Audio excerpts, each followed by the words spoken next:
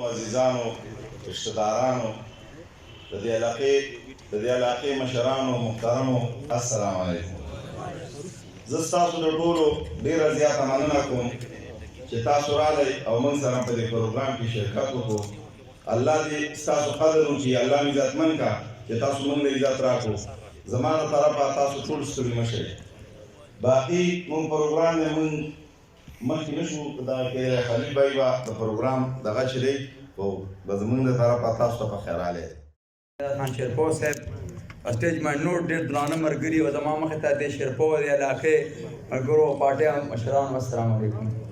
ټولو مخ مزاج صاحب له دغه خاندان نه مبارکباد ورکوم چې کومه فیصله وکړه او راتلم زموږ پارټۍ کې شامل شو نو دا ډېره ښه خبره ده.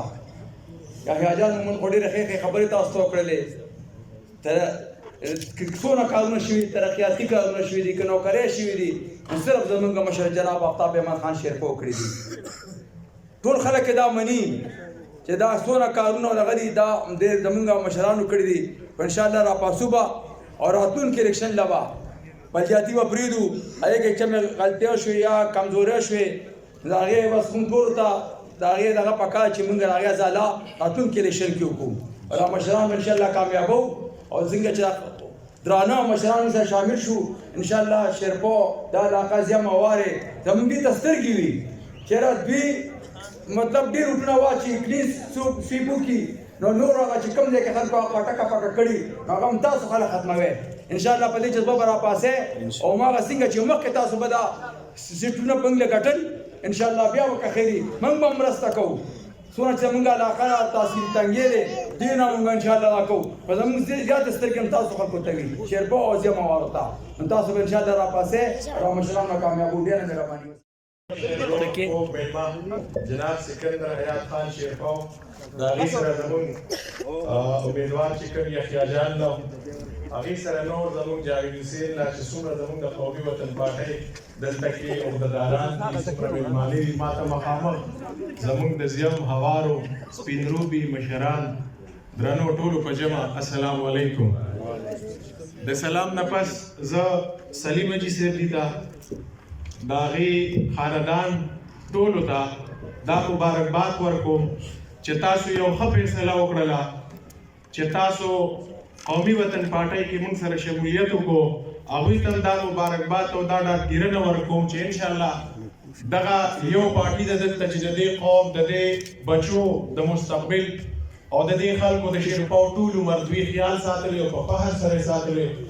هغوی ته د دې خبرې ډېر ډېر مبارکباد ورکوم. انشاءالله په خپله فیصله به ډېر خوشحاله یې ځکه که په چا تنقید نه کوو خو په دلته وګورو دا ټول سپین روبي مشران ناستې دي.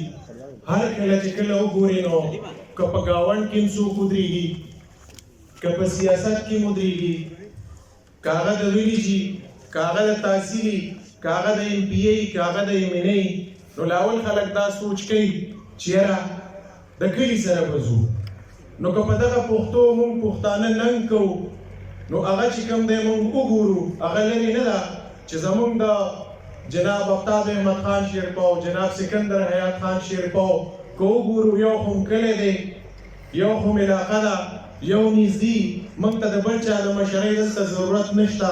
انشاءالله همدا زموږ مشران به که خیري ستاسو زموږ خدمت کوي نو که د پښتو په روایاتو وګورو نو د چا نه پټه نه ده همدا هم کلی دی وطن دی که خیري کلک په ودرېږو او د دې زموږ چې کوم مشران دي د دې سره به کلک ودرېږو. دا عید او واده به تاسو نه مخلو چې دا را روان الیکشن هم دی جنرل په هر څیز برابر خلک دي. که وګورو دلته نورې پارټۍ راغلې دعوې کولې دي چې یاره 1 کروڑ نوکرۍ به وي کورونه به وي ډېرې دعوې وې خو لکه چونکې تاسو مو کتل موږ مو کتل کو ښه وی نو دې خلکو به واپس دا شمولیت یې زموږ سره نه کولی. هغه خلک چې کم تلي وو په هغه فیصلو باندې ډېر مایوسه شوي دي ډېر خفه دي.